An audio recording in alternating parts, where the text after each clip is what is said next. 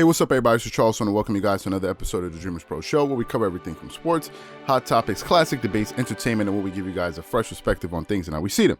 And in today's episode, the topic is proof the Clippers desperately need Serge Ibaka back. So that's the topic I want to get into in today's video. But before we get into that, I want you guys to please make sure you go ahead and hit the like button, hit the subscribe button, and hit the notification bell to be notified whenever we drop our content. Also, make sure you check out Dreamerspro Max, an online sports community, a place where you can go and start basketball discussions, chat live during games, consume original content, and so many other cool things. So if you guys are interested in that, be sure to check that out. We have that linked in the description below. And also make sure you go ahead and click the join button to join the channel to receive loyalty badges, and ensure whenever you leave a comment, it's responded to in the comment section or whenever we go live. So make sure you go ahead and do that. Anyway, let me get into this topic here. So of course, last night I saw the game between the Clippers and the Denver Nuggets. I saw the game. It was an up and down game, pretty emotional game as far as like the different thoughts that were going through the minds of, I'm sure, people watching, including myself, right?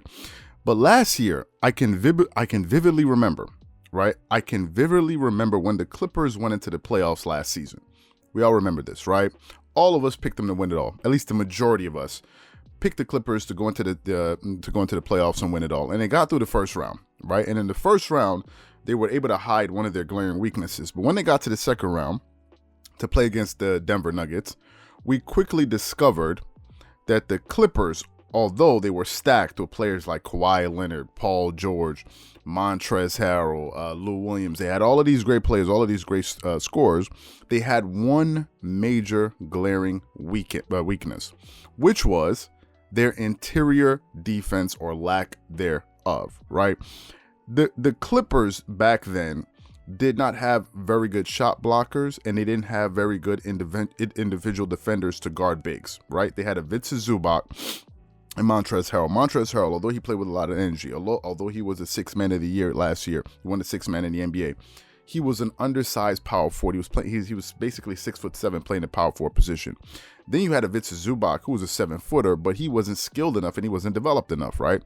So they got to the second round, and then they went to go meet the Denver Nuggets, and they met Nikola Jokic, who right now, I think a lot of us have him winning the regular season MVP award at this point. Some people are saying that Chris Paul is making a late push to win the regular season MVP, given the fact that now the Phoenix Suns have the #1 record in the Western Conference. So it's going to be pretty hard to ignore him. Y'all remember we produced a video about 2 or 3 weeks ago, when I said a video where Charles Barkley was calling out the media, and him and Shaq and Kenny Smith got into this big argument on Inside the NBA about who should be the regular season MVP. And he said, and Charles Barkley was basically saying, why wasn't Chris Paul getting any consideration?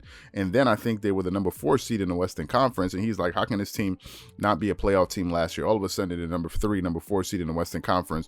No one is giving them consideration. I'm talking about Chris Paul now, and all of a sudden now they're the #1 seed in the West in the tougher conference, and no one is going to mention his name. So Chris Paul has definitely been making a push, but I think as of now, I think the majority of the people, or at least the majority of the voters, are going to lead towards Nikola Jokic winning the entire thing. So anyway, they went and met the Nuggets, and what happened?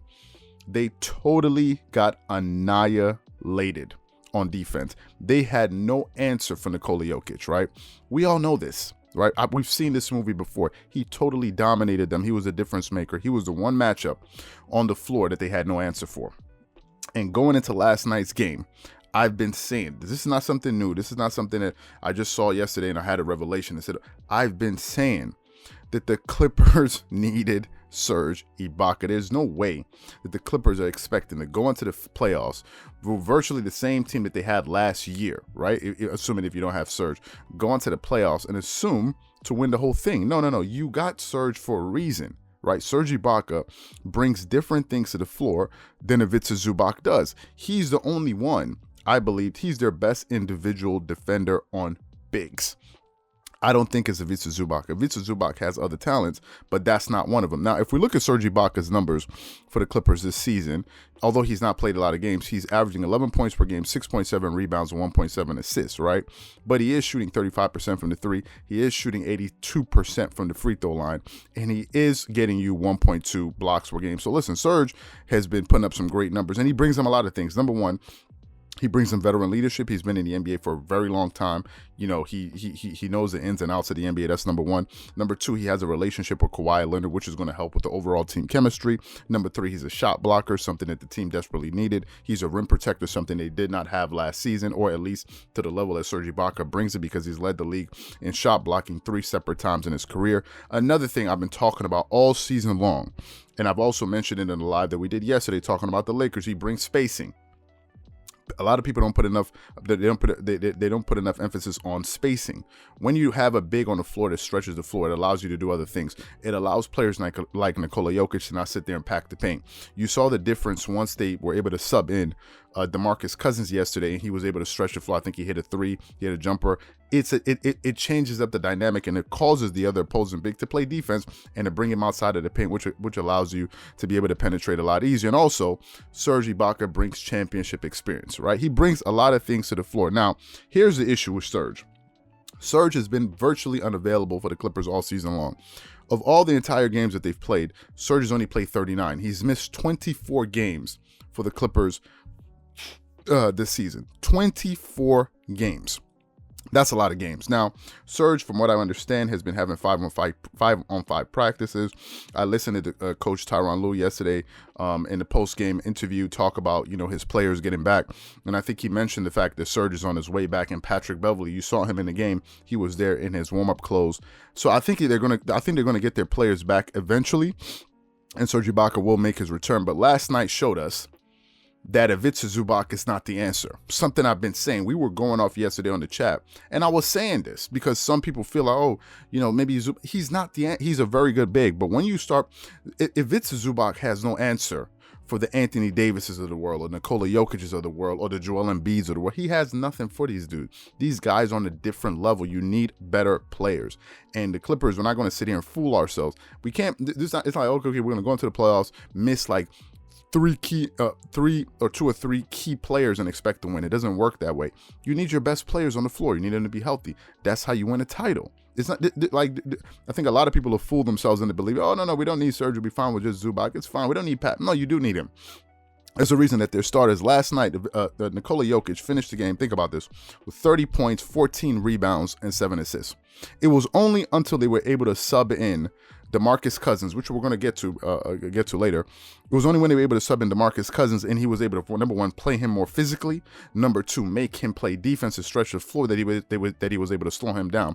Ivica Zubac, he left him in foul trouble, and to the point where they just benched him. First, not only did they bench him, then they brought in Patrick Patterson. Then they saw that didn't work, and then ultimately they went to DeMarcus Cousins, which I don't know why he was a third option, given the fact that last year we already saw this movie, what Nikola Jokic does to the Clippers, being as bigs and smalls. Patrick Patterson was on the team last year. It's not like as if he was going to make a difference last night, like something new was going to happen. So to me, I think is this simple. The Clippers will not win a championship if they're not fully healthy. Period. That's number one. Number two, they need to play games together. People keep acting like as if games don't matter.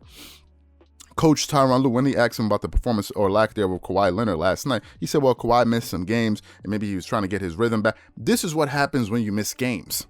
Positive things don't happen by missing games. People need to get this out of their mind. Some people are saying, oh, they need rest. Guys, I said it yesterday in the live, and I'm going to say it again. The season ends on May 16th for the Clippers. Their last game is on May 16th. The playoffs begin on May 25th. They're going to be 5 days in between the regular season and the play. They have enough time to rest. Their next game is going to be on Tuesday. They played on Saturday. They're going to have 3 days off. No, 2 days off. This thing of rest. These guys are young. What are you talking about, rest? These guys need to be out there playing. People are playing around and we need to rest them. Okay. If that's going to be your philosophy, the Clippers will lose. Guys need to start playing. They need to get on the floor together. They need to understand their rotations. I've been talking about rotations. People think I'm joking. Just yesterday, after the game, Tyronn Lue said we were trying to tinker with different rotations. We're trying to see which lineups work. At this stage of the season, why do you think that is? Because players are missing games. It's not a positive thing when players miss games. There's no positive outcome from that, and you're beginning to see why. So for me, I think the Clippers desperately need Serge Ibaka back. immediately. So what I want to know from you guys is, do you think the Clippers need him back desperately, or do you think, no, it's fine, we're just gonna throw up our hands in the air and then just clap it up, and then Serge Ibaka is going to be the answer, and we're just going to go out there and win it all? Whatever you guys think, please leave your thoughts and comments in the comment section below. Again, if you enjoyed the video, be sure to make sure you go ahead and hit the like button, hit the subscribe button, and hit the notification bell to be notified whenever we drop our content.